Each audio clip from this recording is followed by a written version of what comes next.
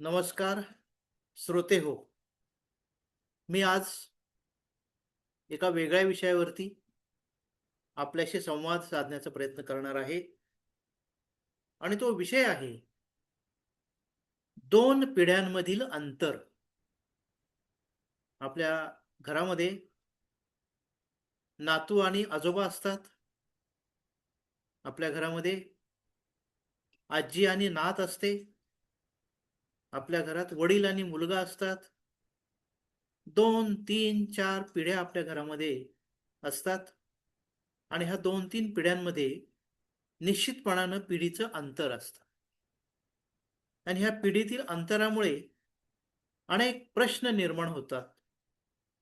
त्या प्रश्नामध्ये प्रत्येकाला असं वाटतं, की माझीच बाजू बरोबर आहे. यावरती किंचितसा, हलकासा प्रकाश टाकण्याचा एक किमान प्रयत्न मी या माझ्या लेखातून केला आहे. मी स्वतः ज्येष्ठ नागरिक आहे. त्यामुळे मी कोणत्या पिढीचा प्रतिनिधी आहे, याची तुम्हाला कल्पना आली असेल. परंतु मी तरुण पिढीचा प्रतिनिधी या नात्याने आपल्या सर्वांशी आज संवाद साधणार आहे. सुरू करतोय हा माझा संवाद. सध्या अनेक ठिकाणी आमच्या वेळेस आणि आताची पिढी अशी चर्चा ऐकू येते. या चर्चेत आमच्या वेळेस खूप चांगले होते आणि आताची पिढीच्या चुका काढणे यावरच भर असतो. खरं तर आत्ताच्या पिढीला समजून घ्यायला आपण कमी पडलो आहोत, कमी पडत आहोत, असे माझे स्पष्ट मत आहे. तंत्रज्ञानामुळे पिढीतील अंतर वाढत जात आहे, हे मान्यच करावे लागेल. आपल्या वेळेस सायकल होती, ही त्यावेळेची परिस्थिती होती. म्हणून आत्ताच्या पिढीने दुचाकी, चारचाकी चालू नये का? आज त्यांची ती गरज आहे. आपल्या वेळेस मोबाईल नव्हते, तेव्हा लिखित स्वरूपात पत्रव्यवहार होत असे. आता मोबाईलने क्रांती केली. आताची पिढी या क्रांतीची जनक आहे, साक्षीदार आहे. त्यांनी या क्रांतीत सहभागी होऊन उपभोक्ते झाले, तर त्यात अयोग्य काय आहे? उलट ती काळाची गरज आहे. ती आपण समजून घेतली पाहिजे. आम्ही दैनंदिनी लिहून ठेवायचो, जमा खर्च लिहून ठेवायचो. आताची पिढी, हो, तुम्ही सगळे व्यवस्थित करत होता, मान्य आहे. पण आताची पिढी मोबाईलमध्ये, नोटपॅडमध्ये, स्मार्ट डिजिटल डिव्हाइसमध्ये सर्व व्यवस्थित ठेवतात, हे विसरू नका. आमची पिढी पोस्टात आर-डी, एफ-डी करायची, बँकेत एफ-डी करायची, थोडेफार सोने खरेदी करायची. मान्य आहे. तुम्ही कोंड्याचा मांडा केला, आम्ही कुठे नाकारतोय. पण आता आम्हाला गुंतवणूक करायला पर्याय आहेत. त्यात रिस्क आहे, हेही आम्ही समजतो. पण आम्ही रिस्क सक्षम आहोत.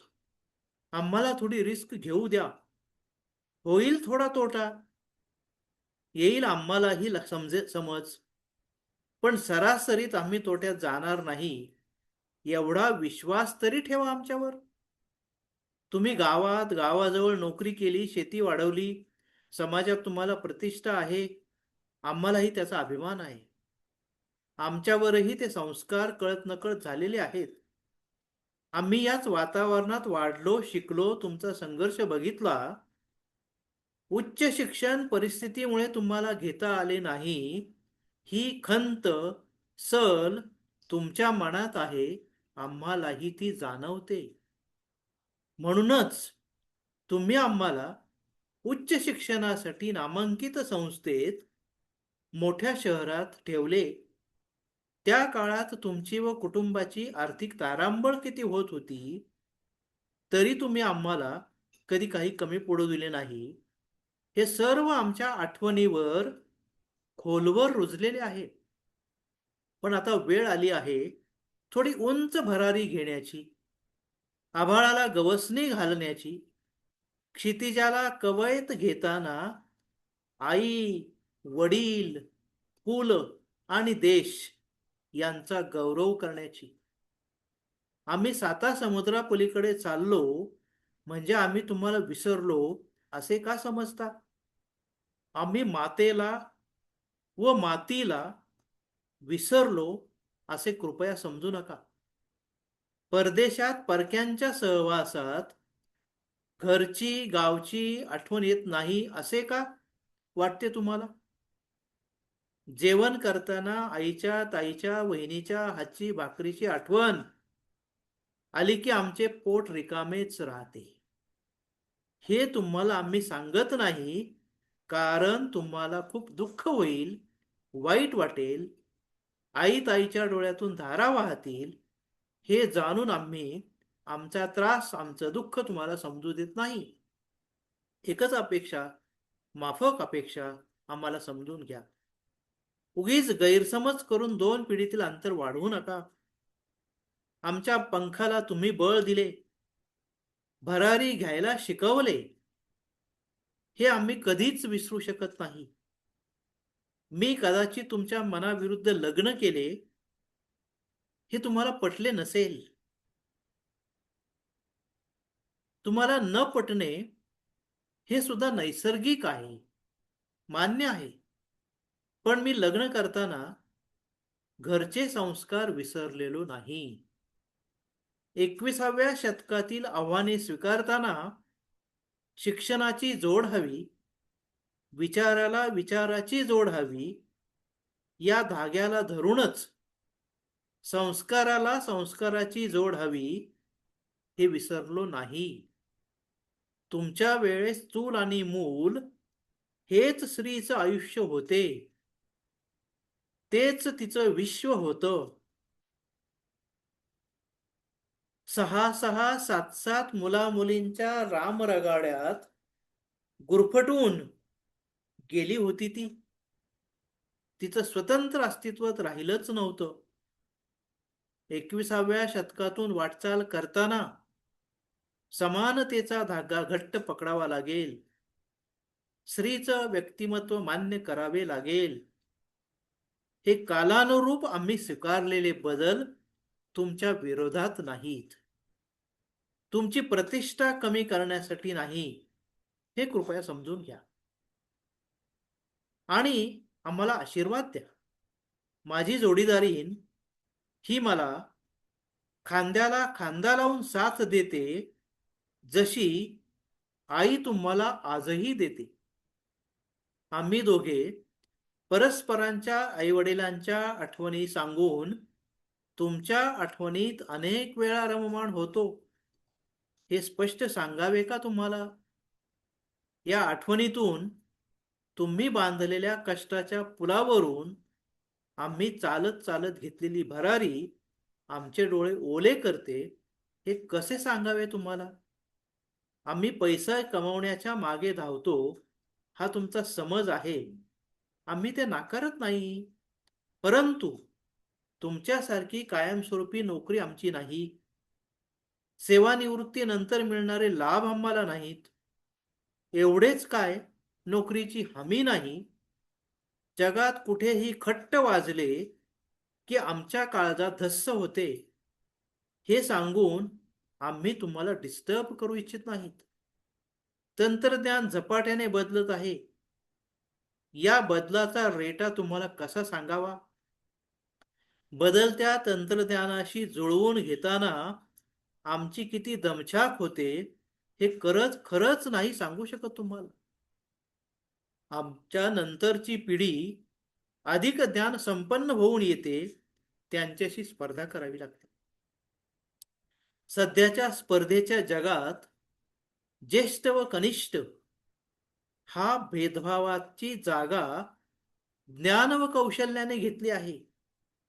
त्यामुळे आमची व्यावसायिक घुसमट थोडी समजून घ्या, एवढीच अपेक्षा आम्ही करतो.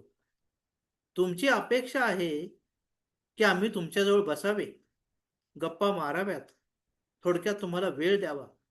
अर्थात तुमची अपेक्षा एकदम रास्त आहे. त्यात अवाजवीपणा काहीच नाही. पण खरं सांगू, स्पर्धा, तंत्रज्ञान, टार्गेट, नवीन कौशल्य आत्मसात करणे हे सर्व करायला आता दिवसाचे 24 तास कमी पडतात. आणि हे वास्तव आहे. या दबाव आणि तणाव पूर्ण वातावरणात वेळेचा अभाव आहे. आम्हाला इच्छा असूनही तुम्हाला वेळ देता येत नाही, हे आम्हाला मान्य आहे. ताईच्या लग्नाला व आजीच्या वर्षश्राद्धाला आम्ही 2च दिवस आलो, खरं आहे. जास्त दिवस राहता आले नाही, राहायला पाहिजे होते. हे जितके आहे योग्य, तितकीच माझी बाजू पण विचार करणे योग्य आहे. आणि खरं सांगू का, 2 दिवस जरी येत असलो तरी त्या 2 दिवसात शेतावर फेरफटका मारून जी मनाला प्रसन्नता मिळताना ती इतरत्र कुठेही मिळू शकत नाही. आईच्या हातचा स्वयंपाक, त्या चुलीवरच्या भाकरी पुढे पिझ्झा अक्षरशः हार मानतो.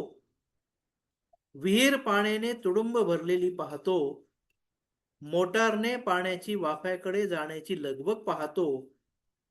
पाण्याची बाटली विकत घेऊन पिलो तरी तृष्णा तशीच राहते, याची जाणीव होते. गावातील लहान थोर आजी आजोबा मामा काका नाना तात्या अण्णा मन्या अक्का नानी पप्पी यांच्याशी थोडे बोललं ना, की जाणवते मोबाईलवर हॅलो बोलण्याचा आणि ऐकण्याचा कोरडेपणा.